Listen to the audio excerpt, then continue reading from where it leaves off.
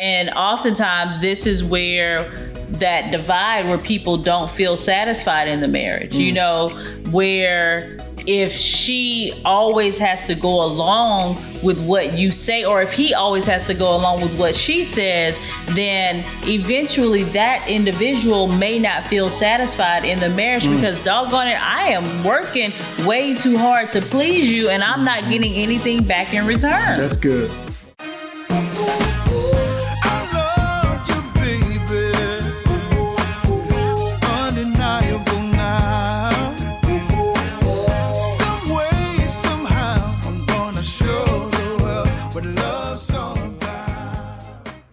Hello, everyone. Welcome to another episode of Marriage Matters. This is a show where we talk about marriage matters because marriage matters. Yeah. So our goal every week is just give you some tips and tricks to help you be better, right?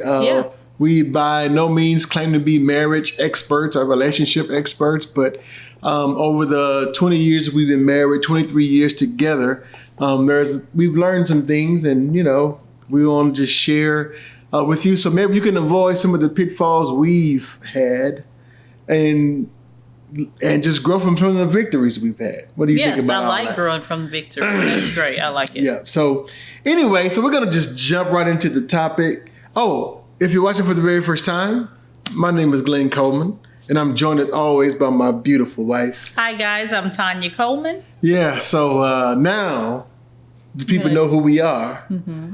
Let's jump into it. I'm good. I feel like I got something on my... No, you're good. No, I keep seeing something. Okay, anyway. You get to see all the stuff. So this week, we're going to want to talk about...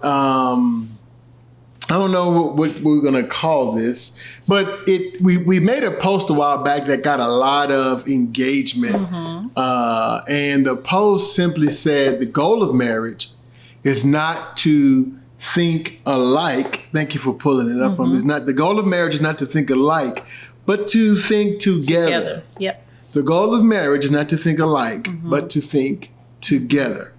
And we got a lot of people commenting on that. Mostly good comments.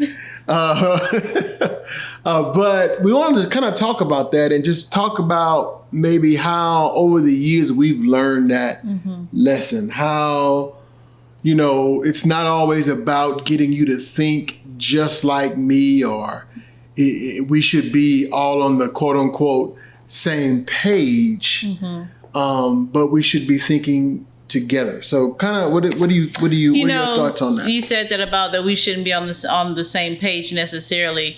I think in the beginning of marriage, it wasn't even about being on the same page. We wanted to be in the same sentence. We wanted it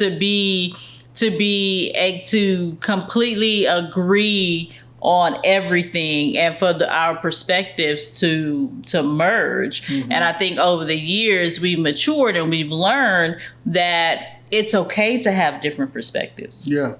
And we've learned how to come into agreement with the different perspectives. So I think, when we think about the importance of not necessarily thinking the same, but thinking together, is that we don't have to have the same perspective, the same opinion about something. The goal is that we bring our different perspectives and opinions together and we make it work. You know what I'm saying? So we don't have to be exactly alike. I don't think that is the intention or the purpose of, of being married or coming into agreement. Yeah. Yeah. And I think, a lot of times you may have a person who says something like, every time I have a suggestion, it's like my spouse, my partner, they're what's the word I'm looking for? They are not contradicting me, or they have an opposing opinion. Yeah, and there's another word that I'm trying to think of. But anyway, a lot of times we look at that as a bad thing. Right. But what I've learned in 20 years of marriage is not that Tanya's not trying to undermine me, and maybe that's the word I'm thinking of. It's like especially when, I'm not going to say that. I was going to say especially men, but that sometimes is true the other way too. But you may be feeling like your spouse is always trying to undermine you, or every time I come up with an idea that shooting me down. And I don't know, that could be true, but one of the things that I've recognized is it's not that. And I know I do the same thing to you.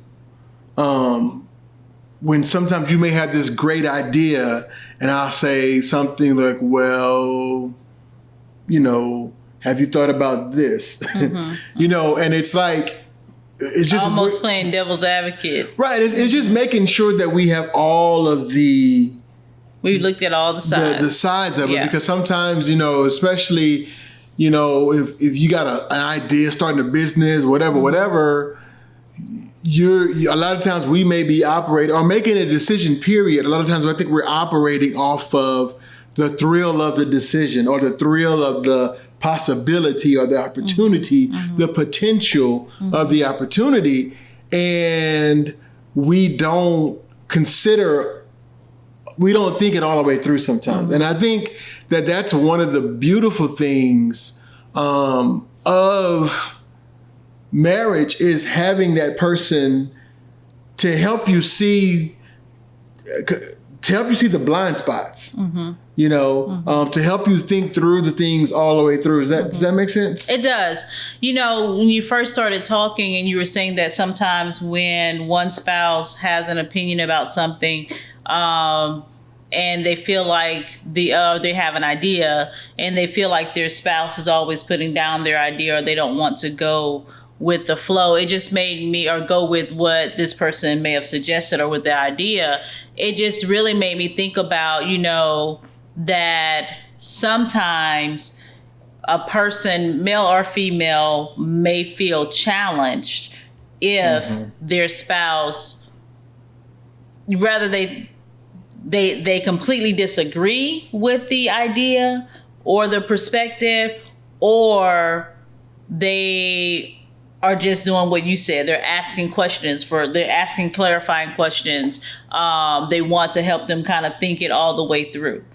Some people feel like, well, you should want what I want, and that's rarely going to happen. Typically, when a person does that, they are really truly compromising how they really feel and how they really think, to keep the peace and please the other person. And internally, they're really, and we talk about this all the time, when you do that, when you operate from a place of keeping the peace, you are really not internally at peace. And eventually that's going to manifest in some form or fashion. And so I think we have to work on that. Just because my spouse may not agree with this idea or this perspective does not mean that they are being opposing to me. It just means that they have a different idea, or they have a different perspective, and we need to work through that. Some people struggle with being challenged. I guess that's what I said, all that to get to that.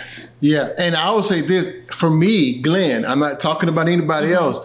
A lot of my struggle with the challenge was rooted in insecurity. That's exactly where it is. For most people, that's exactly what it is. Like I said, for me. And it's like, anytime, it was almost like I was saying, you know what, I get challenged everywhere. I get challenged at work. I get challenged, and I always have to, in this house, I will not be questioned in this house, because this is my kingdom. This is my domain. And but again, that had nothing to do with you. That had everything to do with me. And it's the way and so for me, I had to change my perspective and understand that you were really concerned. You were asking the questions because you were really concerned about our family, or, maybe the situation that this decision could potentially put us in. And especially,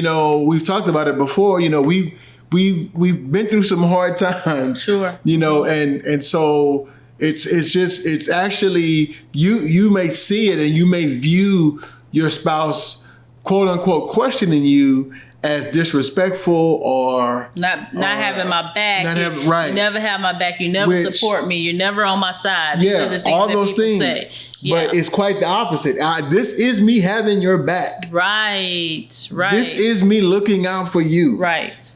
Because sometimes, like I said, we may be, blinded by the opportunity. We may be blinded by the person presenting the opportunity. Right. We may be blinded by just because I want to do it. Yeah. So all of those things. So again, it's about changing your perspective. And it helped me so much because I realized in our relationship that it's okay that we're not, and when you go in like this, or when you approach it this way, understanding that we're two different people. Yes. We're two different people. So the likelihood of, I'm not saying that we disagree on everything, or we don't, and I hate to use the word disagree, but we don't think the same about everything, or we, you know what I'm saying? There's some things that we do see it the same way. Right. But what I'm saying is, when I go in to this, and I know going in that you may not think the same because you're a different person. And so it's not that you are, like I said earlier, you're not that you don't like what I'm saying, or it's just that you're different and you have a right to think the way you think. And my job is not to change the way you think. So like I said earlier, our job, or like the post said, as in marriage, we are to think together. And so in other words, what we do is we take those two opinions, or we take those two thought processes, or whatever you want to call it, and we come together and figure out together a way forward. And here's what I'm going to say too, is that if you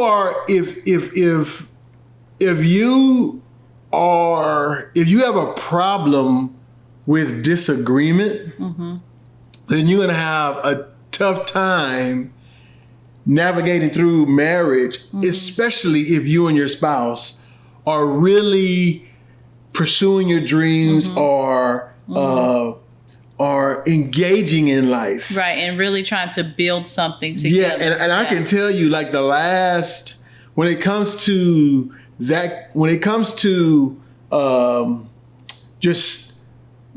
coming into agreement and trying to get on the same page and thinking through stuff, the last probably 5 years for us has been probably the most difficult in terms of that, because for the first 15 years of our lives, we were kind of just going along and helping other people build their things. And so we were the grounds crew. Shout out to shout out to the grounds crew. To Eric Thomas and the flight assessment. Yeah. We were just grounds crew, right? And I mean, I know we both are grounds crew.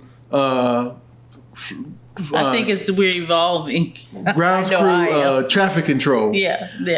But that's what I'm saying. Now that we are starting to build our own thing, we're learning to be confident in ourselves. We're learning to speak up for ourselves. Then now there is more opportunity to be able to work through and use that skill set of, I hate to use the word compromise, but that's what it is. It's or I'll say blending our visions together. And still, it's okay to have our own individual goals and dreams and things that we want to accomplish. Right. So I know I'm kind of talking, I don't want to ramble, but I guess that's what I'm saying. It's like, if you're going to build something great, don't be afraid of the conflict. I'll just say it that way. So I guess what I'm trying to say is that don't back away from the conflict. Don't be afraid of the conflict. The goal of marriage is not even to be conflict free, but it's learning how to work through the conflict. Right. It's learning how to work through the differences of opinions and learning how to process through all of that.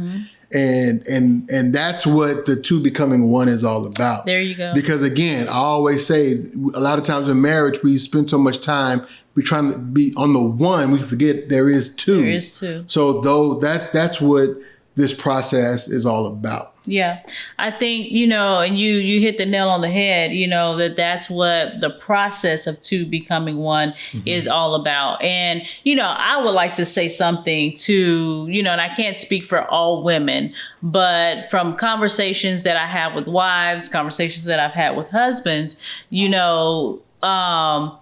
sometimes when a woman has a different opinion or different perspective. I'm sorry, you have an eyelash. Oh, thank you. Make a wish. What'd you wish for?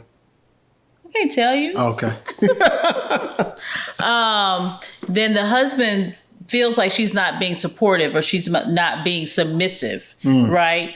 And for whatever reason, he may feel like, because he feels challenged, because she doesn't agree, then that whole submission thing comes out, or disrespect, or, lack of support. Well, here's what I want to say from the perspective of the wife, that one of our jobs and assignments is there's a spiritual guarding, right? That I believe God has given to the woman. And sometimes there are some things that she can see and that she can sense ahead that the man may not be in tune with, because I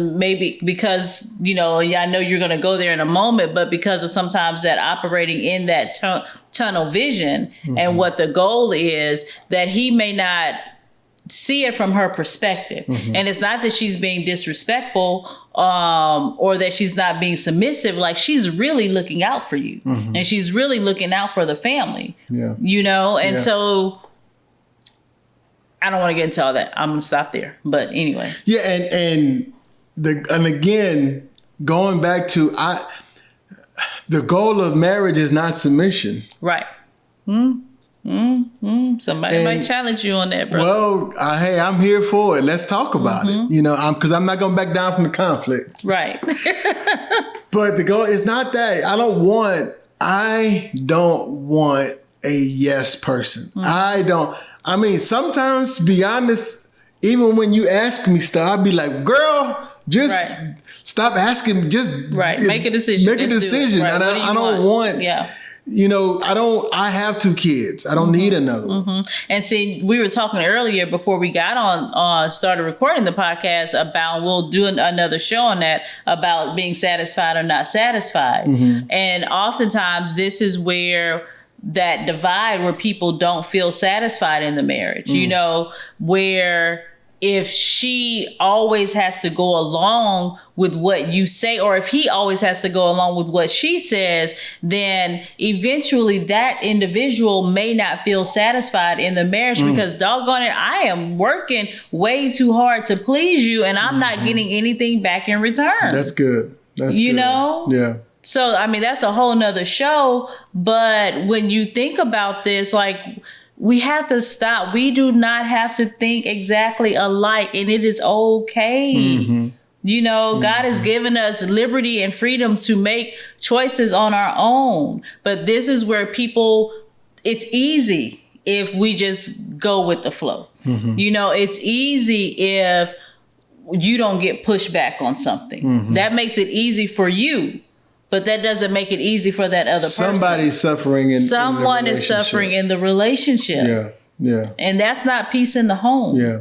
And it's not going to be, and again, I know I always say this, but that's how it happens when one day a person wakes up and they be like, I don't want to be in this anymore. Right. And it's you 25 years in and you're like, I don't want to be in this anymore. What? Well, that's what being silent or like I always say, keeping the peace instead of being a peacemaker, being a peacekeeper leads to, right? So if you're looking for a silent spouse, for someone who does not speak their mind and voice to you their needs and their wants, you're not looking for a spouse. You're not looking for someone to do life with. That's almost slavery. People can't live that way. Yeah. That's not healthy. Yeah. Yeah. And vice versa. Yeah, and I'm saying either way. Yeah. Either way, you know. So I have a lot more to say, but I'm gonna not get into it. Well, maybe we could do a whole session. And we are gonna do, because we've been getting a lot of questions. Oh, there's a moth right there. Yeah. Hey, moth. I always get songs that come to mind. Moth to the Flame. Drawn by the Fire. Yeah, that's Janet Jackson. Janet Jackson, yeah. Anyhow. So it's gone. All right. One of the things that I know really helped me was understanding that the fact that you're a woman and that I'm a man, we're going to think different. Absolutely. You know, and that's okay. It is okay. Yeah. That's okay. You know, and go ahead. I'm sorry. I'm sorry. No, go ahead. I feel like I keep cutting you off. But I was just saying, when I thought about, you know, when we were doing the Married for Life class, I think something like that came up. And you came up with that demonstration where you drew the I don't know if it's a computer screen or the television screen to demonstrate. It's pictures. I have several. And maybe I'll show you like this one right here. And then this one right here. And again, a lot of people would see these pictures and they may think that I'm making fun or I'm poking fun at, you know, a woman or a man, but I'm not.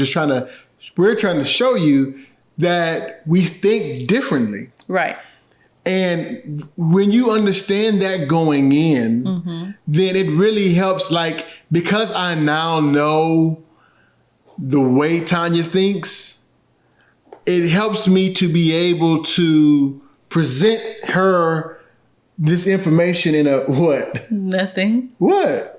Yeah, you said because I now know the way Tynia thinks. I'm like, after 25, almost 25 years. Yeah. You think you know me? Well, it took me that long. I'm just scratching the surface. I got a couple things figured out. No, you do. I got a couple things figured out. But it's like when I know that going in, it helps me with the insecurity because I know that it's not about me. Right. She's not trying to disrespect me, right? It's just she thinks differently. Same. And that, you know, that can be having someone on your team that thinks differently. Wow. I'm sorry. That country just came out. Just like catching things in midair, boy. I'm sorry, it's getting on my nerves. But I'm not editing this out either. I'm keeping it in. I'm not editing. Oh, okay, yeah. But there's something valuable about having someone else see it differently. There's a book, I read this book a long time ago, but it's a phenomenal book. I think it was The 7 Habits of Highly Successful People. I think that was the book that this was in. And they talked about paradigm shifts. And they said that every time there's a major paradigm, not every time, but most of the time there's a major paradigm shift in any industry, it usually comes from outside of the industry. And one of the examples that they gave was when the digital watch came out, and this guy, I think he was an employee of the Swiss watch company. Okay. So, you know, the Swiss watch company was like the greatest. Right. They made the most accurate watches in the world. I think like the railroads used those watches to track trains or whatever.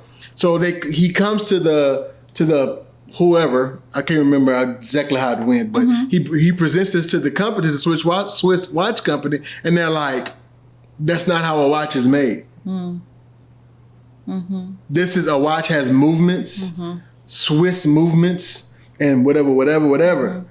And they were like, we're not going to do that because that's not how watches are made.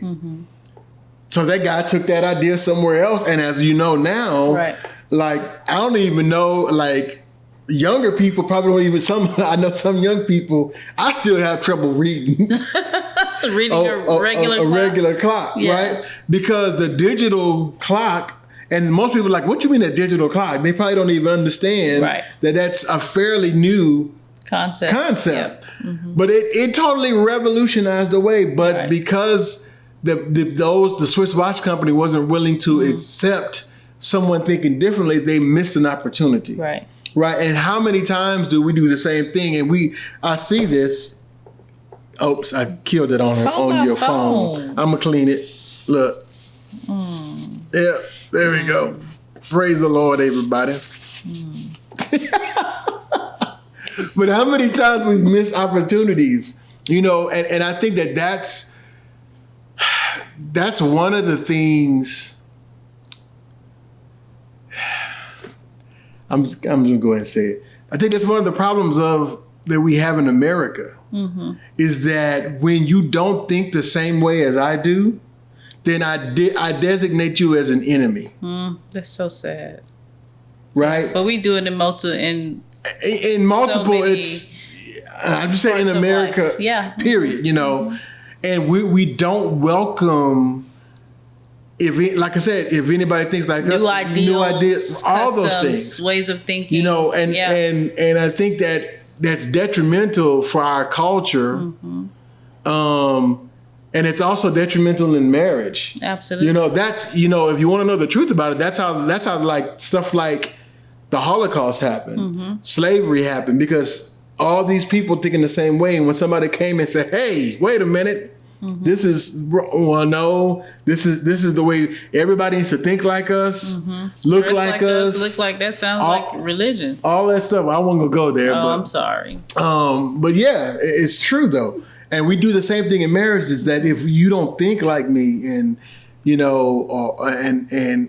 want the same things that I want, that means that we can't work these things out. And that's why I believe that the divorce rate is where it is because people are not willing to just work things out, and wow, that's what, well, I'm not going to say that. I'm not going to say that. So go ahead. Your thoughts.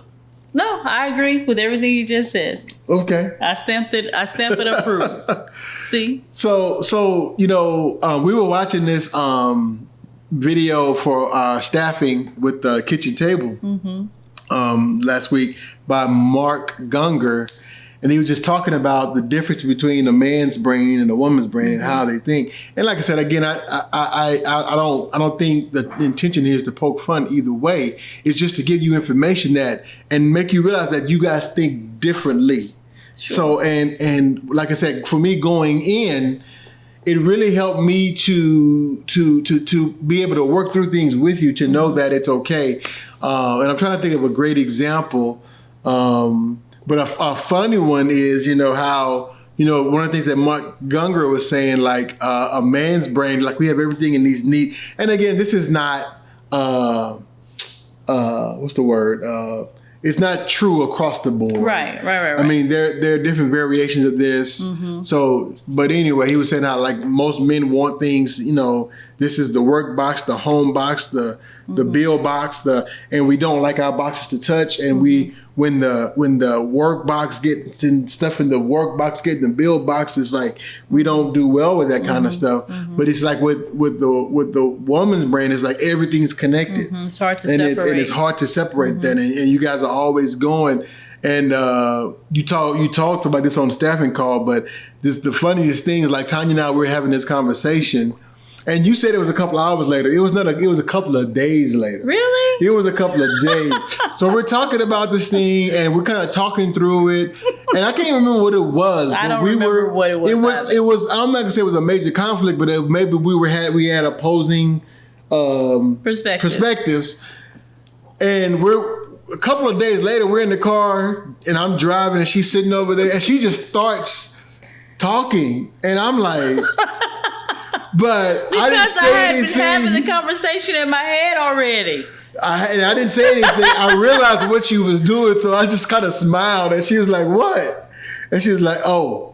I just kind of jumped into that, didn't I? Like, yeah, you totally threw me off. But honestly, ladies, like, how many times have you had a discussion with your spouse, or you're preparing to have a discussion with your spouse, and you kind of have the discussion in your head because you kind of know how it's going to go? Like Glenn said, he knows me. I know him. I know how he thinks. And so I think I probably have been having the conversation, and I wanted to jump back into that conversation so that we could wrap it up, but I didn't inform you before I started talking. She just started. And like, let's say this conversation we were having had like, 4 points like A, B, C, and D. She jumped in like on C. So I'm like, just out the blue, just boom. I'm like, what? No lies, yeah, you're right. And so, but my point of using that example is that, that could frustrate the heck out of somebody. Mm-hmm. But I understood because I have this information. You do know me. It's like, okay, I know where this is going, Mm-hmm. And in that moment, I have a choice to say, okay, I'm not prepared to have this conversation right now, so let's table it. Or, okay, well, let's talk about it, Mm-hmm. So, again, we just wanted to let you guys know that, conflict is inevitable. Mm-hmm. And when we do premarital counseling, we tell our couples that it's like the goal of marriage is not to have a conflict-free marriage, but it's learning to work through that. Because like I said, if you're not having conflict in your marriage, at some point, then somebody's lying and not being honest. Mm-hmm. Or you're really not trying to build anything together. Right. And that can be, if either one of those can be problematic. There's nothing wrong with you building something, on your own. Like I said, we both have dreams and mm-hmm. visions, but if I'm going in this direction and you're going in that direction, that's how we drift apart. So we need to make sure, even though we may be building separate things, we're building them together. Mm-hmm. And you have input on my thing and I have input on your thing. Right. So I guess that's what we're trying to say. So it's not about, I'm going to say it again, it's not about thinking alike, it's about thinking together. Yeah. So just like everything else you have to do together, thinking together, not necessarily the same, but mm-hmm. together.